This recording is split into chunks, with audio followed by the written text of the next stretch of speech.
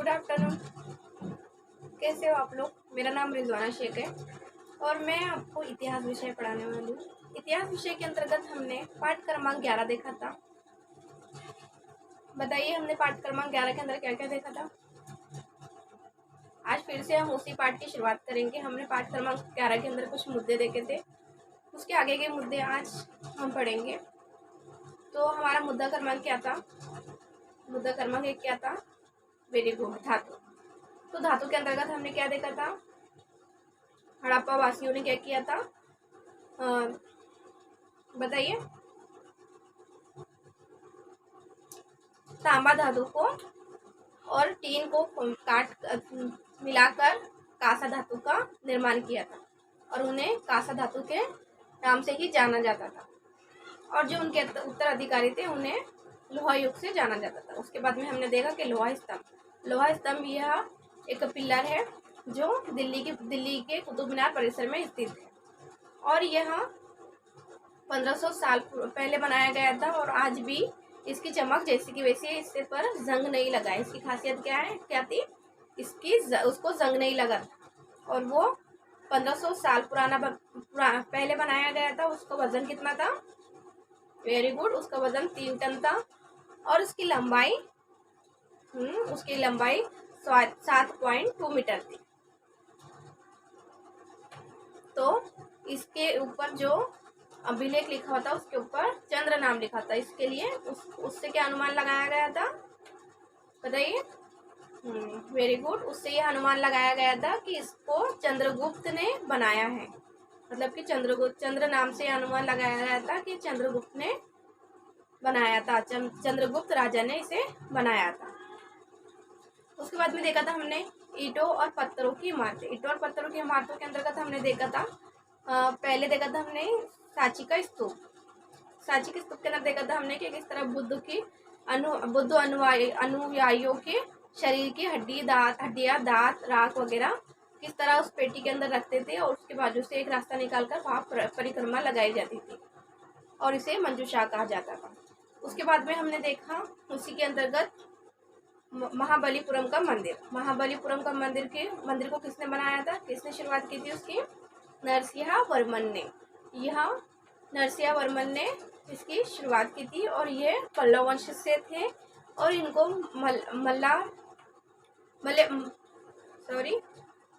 मलप्पुरम की उपाधि मिली थी। इसीलिए उनको क्या कहा गया था? मामल्लपुरम। मंदिर को क्या कहा गया था? मामल्लपुरम, क्योंकि उनको मामल्लपुरम की उपाधि मिली थी।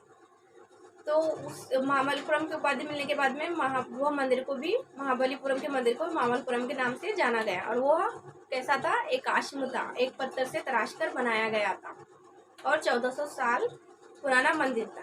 कितना साल पुराना मंदिर था? 1400 साल पुराना मंदिर था। उसी के अंतर्गत हमने देखे थे कि बहुत सारे मंदिर आते हैं। एक अवतरण आता है, गंगा अवतरण, जिसके अंदर अर्जुन की मूर्ति रखी गई थी, तपस्या मूर्ति रखी गई थी।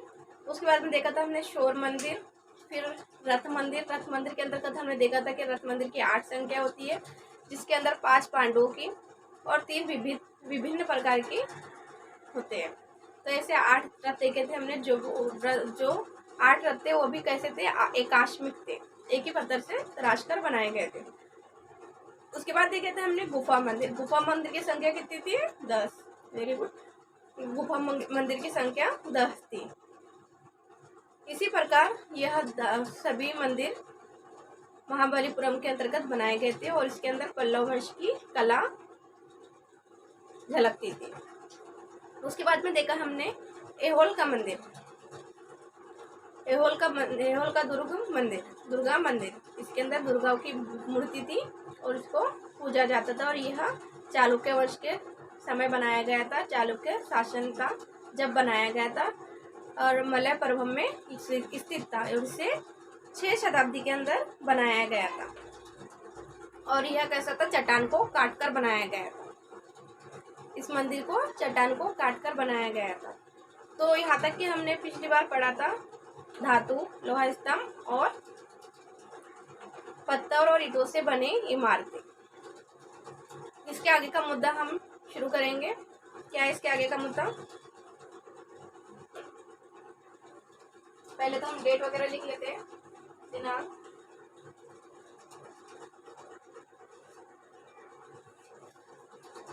3/12/21। विषय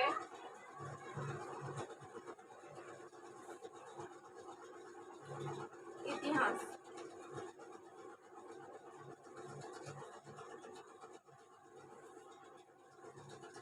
कक्षा 6ठी।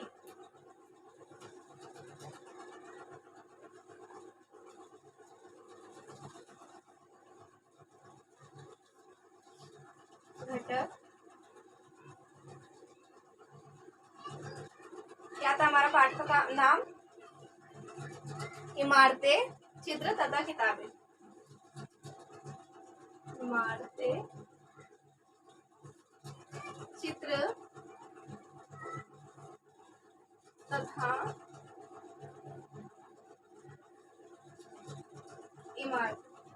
किताबें।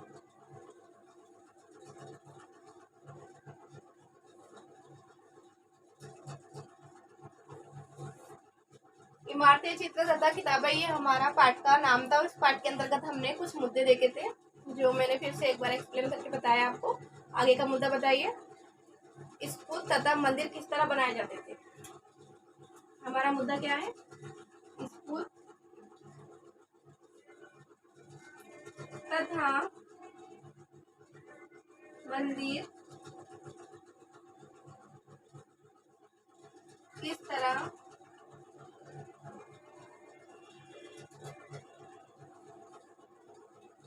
बनाए जाते थे?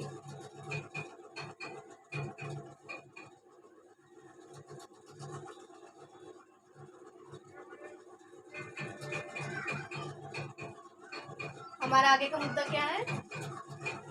स्तूप तथा मंदिर किस तरह बनाए जाते थे। हमने देखा है कि सांची का स्तूप, ऐहोल का मंदिर, महाबलीपुरम का मंदिर, यह सब किस तरह बनाए गए थे। हमने तो देखा था कि यह पत्थरों से और शिलाखंडों से तराश कर बनाए गए थे। कुछ मंदिर ऐसे थे जो ईंट पत्थर से बनाए गए थे, कुछ पहाड़ी काट कर बनाए गए थे, और कुछ एकाश्मिक थे। तो हम देखेंगे कि ये किस तरह बनाए जाते थे। तो सबसे पहले तो इसको बनाने का निश्चय किया जाता था कि मंदिर बनाना है, लेकिन इसको काफी धन लग सकता था उस समय में भी। जाहिर सी बात है, अगर हम कुछ चीज बनाने का ठानते हैं, अगर कुछ चीज बनाने की सोचते हैं हम, तो सबसे पहले हमें यह अनुमान लगाना होता है कि इसको कितना खर्च लगेगा और क्या क्या वस्तुओं की जरूरत पड़ेंगी। तो इसी प्रकार जब मंदिर बनाने का निश्चय किया जाता था तो धन के बारे में भी सोचा जाता था कि इसको कितना खर्च लगेगा, कितना धन लगेगा। इसको बनाने का निश्चय कौन करता था? राजा और रानी। राजा रानी मतलब उस समय जो भी शासन चल रहा हो, तो उस शासन के जो राजा रानी हुआ करते थे, तो वो इसको बनाने का निश्चय करते थे कि हमें मंदिर बोलो या स्तूप बोलो बनाना है। तो सबसे पहले क्या किया जाता था? अच्छे पत्थर ढूंढने की कोशिश की जाती थी। मतलब मंदिर बनाने के लिए जो अच्छे पत्थर होते थे तो उनको ढूंढा जाता था। फिर क्या किया जाता था? जो बड़े बड़े शिलखंड होते थे, शिलखंडों को काट कर पत्थर निकाले जाते थे, और उसको फिर काटने के बाद में उसको काट छाट कर तराशते थे। अगर हम पत्थर लेकर आएंगे तो वो कैसे भी होगा, किसी भी आकार का होगा, लेकिन अगर कोई आड़ा टेढ़ा आकार का पत्थर हो तो उससे हम इमारत बना सकते क्या? नहीं बना सकते। तो हमें क्या करना होगा? पहले उसको तराशना होगा। तो इसी प्रकार जो श्रमिक थे मंदिर वगैरह बनाने वाले, तो वो क्या करते थे? शिलखंडों को काट कर सबसे पहले उसको तराशते थे, उसको काटते थे, छाटते थे, और जो बेकार का पत्थर होता था उसके आसपास का, उसे वो काट कर छाट कर निकाल देते थे, और उसे एक अच्छा पत्थर के रूप में उसको तैयार करते थे। और फिर उसी पत्थरों से दीवार, चौखटे, खंबे, यह सभी मतलब जिस प्रकार की चौखट होती थी, हम देखते हैं दरवाजे पर हमारी किस प्रकार की चौखट लगी होती है। आप किताब में भी देख सकते हो कि किस तरह मतलब इस मंदिरों के दरवाजे तैयार किए गए, उसके खंभे किस प्रकार लगाए गए, उसके दीवारें किस प्रकार से तैयार की गई, उसके खंभे किस प्रकार से तैयार की गई, दरवाजे की चौखट किस प्रकार से तैयार की गई और किस शेप की है, किस आकार की है, कैसी है। तो यह सब कैसे बनाते थे वो, तराशे हुए पत्थरों से। तो तराशे हुए पत्थरों से वो सब क्या करते थे, दीवार तैयार करते थे, खंभे तैयार करते थे और चौखटें तैयार करते थे। यह सभी आकार की चीजें वो बना लेते थे। अब ये तो बना लेते थे, लेकिन इसको सही जगह पर लगाना सबसे मुश्किल काम था। तो यह सब तैयार करके वो क्या करते थे, इसको सही जगह पर लगाते थे और उससे मंदिर का निर्माण करते थे। अब मंदिर का निर्माण हो गया, इसका निश्चय किसने किया था, राजा और रानी ने। मंदिर के लिए पत्थर ढूंढे गए, बड़े बड़े शिलखंडों को काट कर, पत्थर तराश कर, खंबे, द्वार और चौखटें तैयार की गई और उसे सही जगह पर लगाया गया। लेकिन इतना हो जाने से मंदिर तैयार नहीं होता है, उससे क्या करना पड़ता है, सजावट करना पड़ता है उसकी।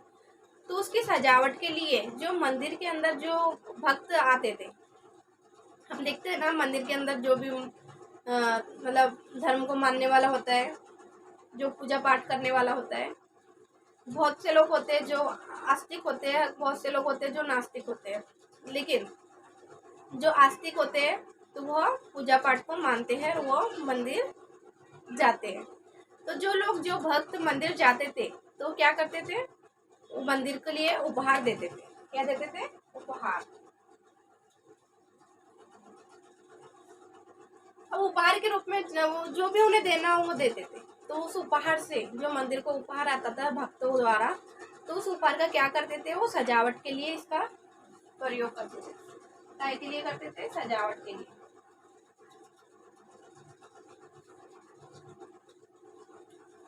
उपहार का उपयोग काय के लिए करते थे, मंदिर की सजावट के लिए। और ऐसे बहुत से श्रमिक भी थे जिन्होंने मंदिर की सजावट के लिए उपहार दिए थे। जैसे हाथी के दांत बनाने वाले लोग, श्रमिक।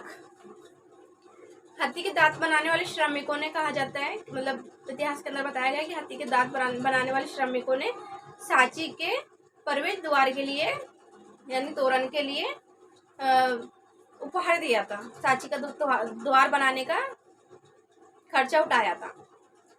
जो सांची का मुख्य द्वार था, तोरण था, उसको बनाने का जिम्मेदारी किसने उठाई थी, हाथी के दांत बनाने वाले श्रमिकों ने। हाथी दांत के श्रमिकों ने।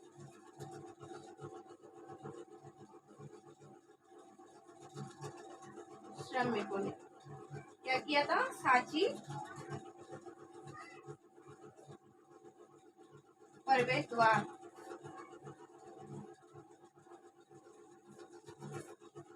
सांची के प्रवेश द्वार का खर्च दिया था। किसने दिया था, हाथी के दांत बनाने वाले श्रमिकों ने।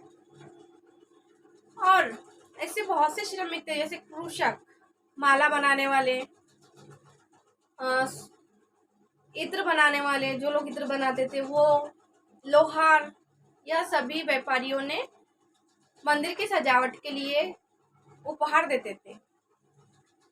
और जो भक्त मंदिर में आते थे वो भी मंदिर के लिए उपहार देते थे। उससे क्या किया जाता था, मंदिर की सजावट की जाती थी। जो भी मंदिर की सजावट करना होता था उसके लिए उसका उपयोग किया जाता था। तो ये था हमारा स्तूप तथा मंदिर किस तरह बनाए जाते थे। और इसी मुद्दे के अंतर्गत एक मठ भी बनाया गया था, जैन मठ। इसको हम मिटा देते हैं।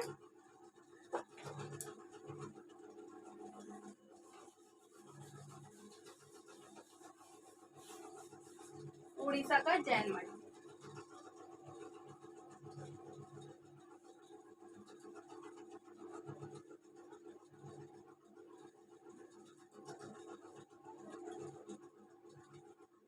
मठ, मठ किसे कहते हैं,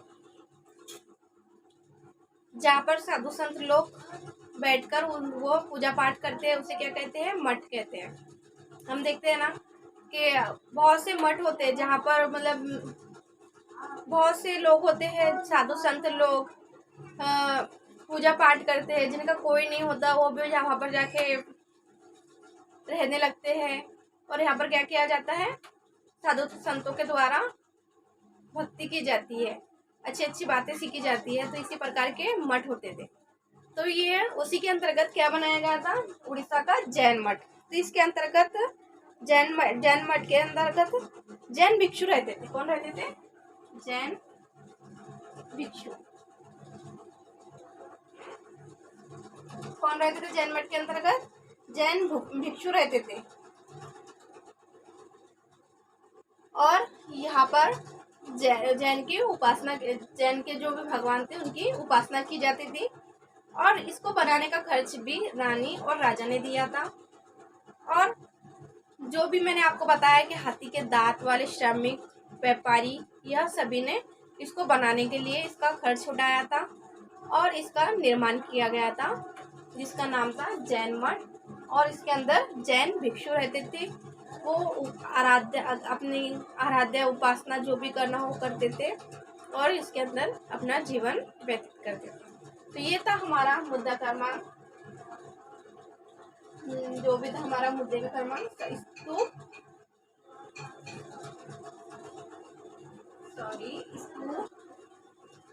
तथा मंदिर किस तरह बनाए जाते थे। स्तूप, गलती से स्तूप हो गया था। स्तूप और मंदिर किस तरह बनाए जाते थे। तो हमने देखा है कि किस तरह स्तूप और मंदिर बनाए जाते थे। उसको बनाने का निश्चय कौन करता था, राजा और रानी करते थे, क्योंकि इसको बहुत सारा धन लग सकता था और बहुत खर्चा उठाना पड़ता था। इसीलिए इसका निश्चय राजा और रानी ही करते थे। सबसे पहले क्या किया जाता था, अच्छे पत्थरों को ढूंढा जाता था। अच्छे पत्थर ढूंढने के बाद में बड़े बड़े शिलखंडों को काट कर, तराश कर अच्छे पत्थर निकाले जाते थे और उन पत्थरों से खंबे, द्वार, चौखट आदि के आकार के तैयार किया जाता थे और उसी को सही जगह पर लगाकर मंदिर का निर्माण किया जाता था। और उसकी सजावट के लिए कौन कौन उसको उपहार देते थे, उनकी सजावट के लिए जो मंदिर के अंदर भक्त लोग आते थे वो उनको उपहार देते थे और उसी से मंदिर की सजावट की जाती थी। इसी के अलावा जो व्यापारी होते थे, इत्र वाले, लोहार, माला बनाने वाले, यह सभी लोग इनको उपहार के रूप में जो भी उन्हें देना होता, जो भी राशि उन्हें देनी होती है तो वो देते और वो उसकी राशि भी उनको मंदिर के लिए सजावट के लिए, मंदिर की सजावट के लिए प्रयोग में लाई जाती थी। और सांची के स्तूप प्रवेश द्वार के लिए हाथी के दांत वाले श्रमिकों ने उसका जो भी धन लगा था, जो भी खर्च लगा था, वो सब हाथी के दांत बनाने वाले श्रमिकों ने उठाया था। इतना सब हमने इस मुद्दे के अंतर्गत देखा है। इसके आगे का मुद्दा हम देखेंगे चित्र।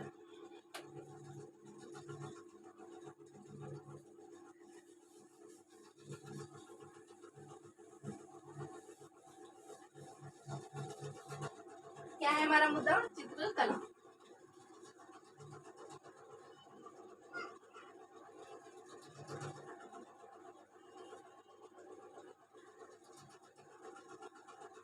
अभी चित्र क्या होते हैं, तो ये चित्रकारी प्राचीन काल में चित्रकारी का बहुत महत्व था। राजाओं के दरबार में चित्रकारी की जाती थी। राजाओं के मतलब चित्र बनाए जाते थे, यह सब चित्रकारी कहलाती थी। तो हम इसके अंतर्गत देखेंगे, पहले तो हमें देखते कि इसके अंदर किस प्रकार की चित्रकारी की जाती थी। तो इसके अंदर सैकड़ों साल लग गए, सैकड़ों सालों के अंदर गुफाएं बनाई गई थी। मतलब कई साल लग गए थे इसे गुफाएं बनाने के लिए। तो गुफाएं बनाई गई थी, किसके लिए बनाई गई थी, बौद्ध भिक्षुओं के लिए, बौद्ध भिक्षुओं के लिए क्या बनाया गया था, इसके अंतर्गत गुफाएं बनाई गई थी। और किसके लिए बनाई गई थी, बौद्ध भिक्षुओं के लिए, जो बौद्ध धर्म के भिक्षु होते थे, बौद्ध धर्म को मानने वाले होते थे, उनके लिए क्या बनाया गया था, बहुत सी सी गुफाएं बनाई गई थी, जिसको सैकड़ों वर्ष लग गए थे, सैकड़ों साल लग गए थे। और इनको चित्र द्वारा, इन गुफाओं को चित्र के द्वारा सजाया गया था। हम उसके अंदर भी देख सकते हैं, पुस्तक के अंदर देख सकते हैं कि किस तरह उन गुफाओं को सजाया गया था। और जब इन गुफाओं को बनाया गया था, सजाया गया था, उस टाइम अंधेरा होने के कारण मशालें लगाई गई थी। क्या लगाई गई थी? मशालें।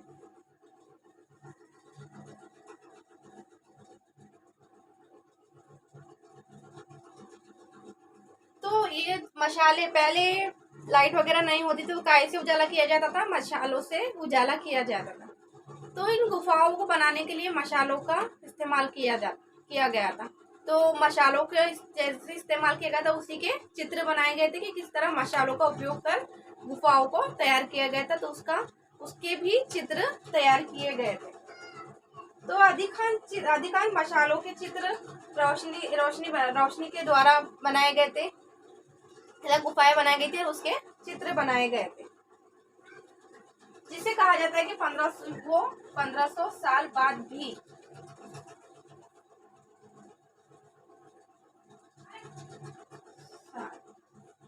इसको कितने साल हो गए हैं? 1500 साल हो गए, लेकिन फिर भी वो क्या होते हैं? आज तक के चमकते हैं। उनकी जो चमक है आज तक के कम नहीं हुई है। 1500 साल बाद भी उन गुफाओं की चमक कम नहीं हुई, क्योंकि पौधों, उनका रंग कैसा था? रंग पौधों और खनिजों से बनाया गया था। पौधों, खनिजों से बनाया गया था।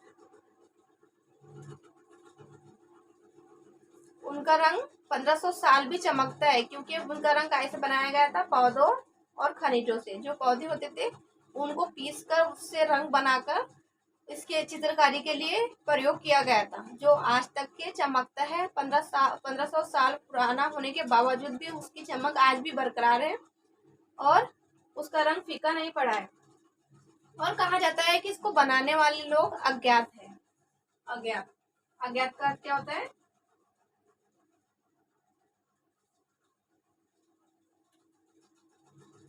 जिसकी कोई मालूमात नहीं होती।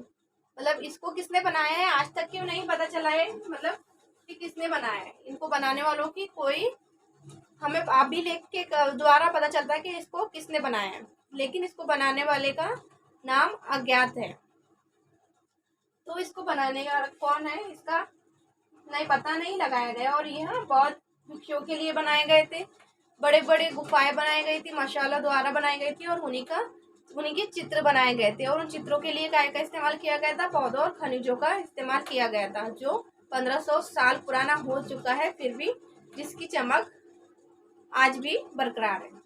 तो यह था हमारा चित्रकला के अंतर्गत। अब इसी के अंतर्गत हम देखेंगे अजंता का चित्र। अजंता का चित्र,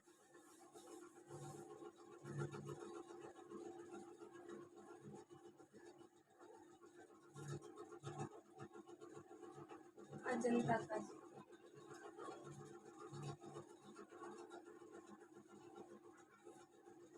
अजंता का चित्र यहाँ कहाँ स्थित है? औरंगाबाद में।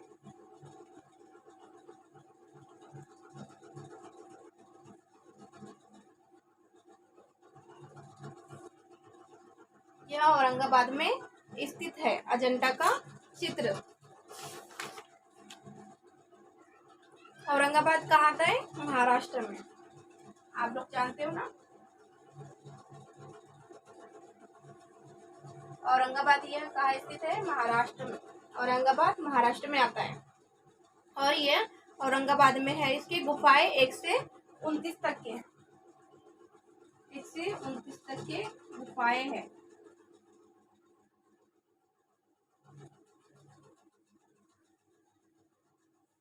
कितनी गुफाएं है इसके अंदर? 129 तक की।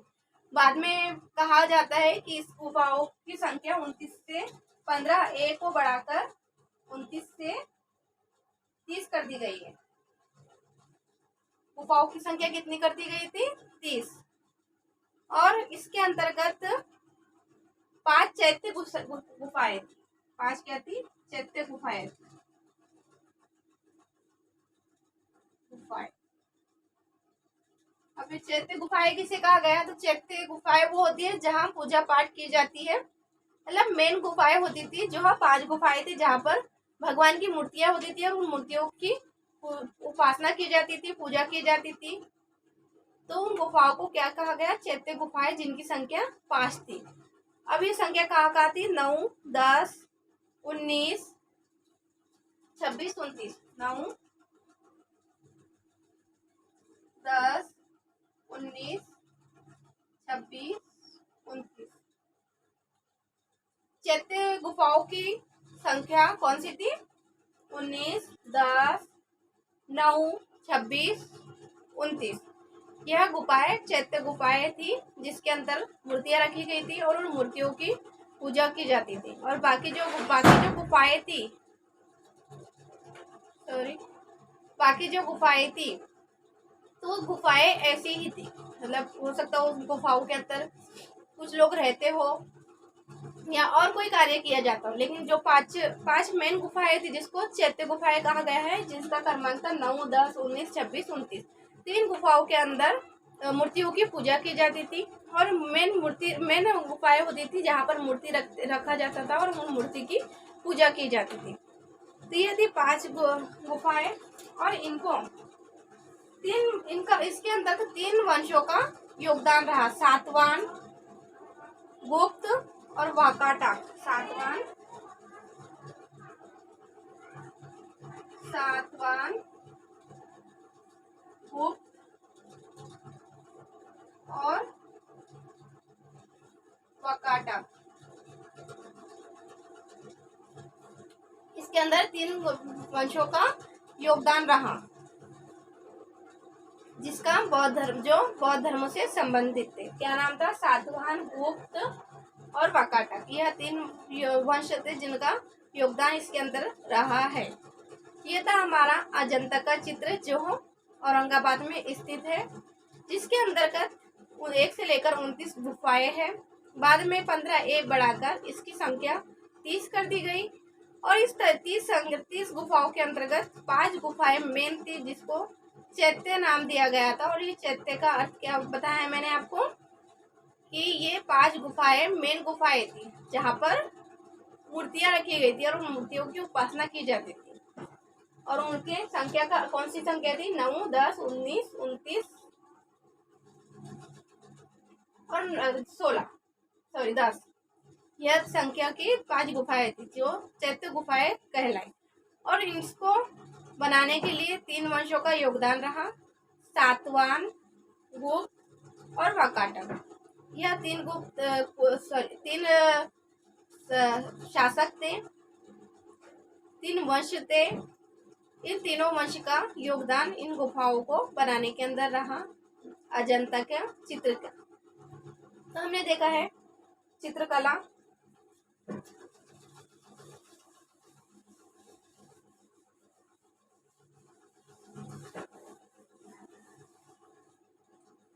इसके आगे में कुछ मुद्दे हैं, जैसे कि पुस्तकों की दुनिया के अंदर एक राजा है जो जिसकी पत्नी कनकी होती है और उसकी एक नृत्य प्रेमिका होती है। तो वो अपनी कनक की पति को छोड़कर उस मधु का प्रेमिका के तरफ चला जाता है। परंतु वहां जाने के बाद में क्या होता है, एक राजा के दरबार में, जौहरी के दरबार में उसको चोर करार करके उसको प्राण दंड दिया जाता है। तो उसे कौन बचाता है? उसकी पत्नी जो कनिका होती है। तो वहां पर उसको क्या करती है? वहां पर सबका विनाश कर देती है। उस मतलब जो इस स्थान होता है उस स्थान का विनाश कर देती है। तो यह कहानी एक प्रेमिका, पत्नी और एक व्यापारी की कहानी है जो पुस्तकों की दुनिया के अंतर्गत बताई गई है। इसे हम अगले लेक्चर में देखेंगे। तो हम खत्म करते हैं और आपके लिए एक गृह पाठ है।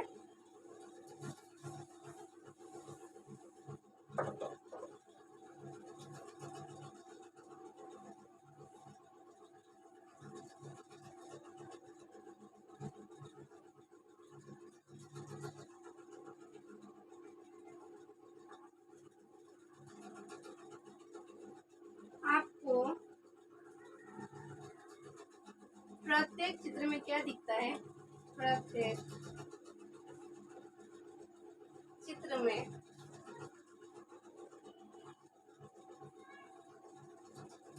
क्या दिखता है?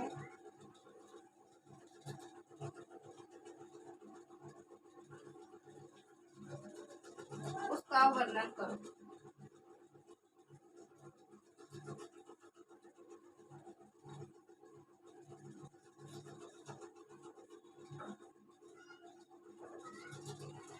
क्या करना है आपको? जो अजंता के चित्र है तो उन चित्रों में आपको क्या दिखता है?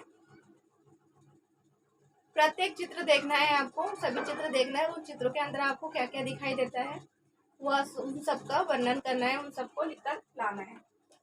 तो उम्मीद है कि आप लिखकर लाएंगे और आपको ये सब समझा है। और इसके आगे के कुछ मुद्दे हैं, पुस्तकों की दुनिया आदि।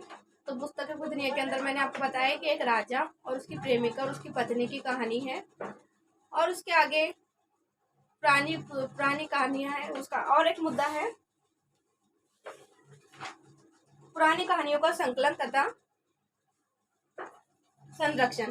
तो इन पुरानी कहानियों के अंतर्गत हमें महाभारत, पुराण और आदि पुस्तकों के बारे में देखने को मिला। किस तरह महाभारत के अंदर हस्तिनापुर की गद्दी के लिए किस तरह युद्ध किया गया और उसका कितने भाग है और कौन मतलब क्यों उसका युद्ध किया गया और युद्ध करने का कारण क्या था और उसके अंदर कितने अध्याय है। यह सब हमें आगे पुस्तकों की दुनिया और पुस्तकों के संकलन के अंदर देखने को मिलेगा। तो हम इसे अगले लेक्चर में देखेंगे। तो ठीक है, आपके लिए गृह पाठ है। आपको प्रत्येक चित्र में क्या दिखता है उसका वर्णन करके लाए। ठीक है, धन्यवाद।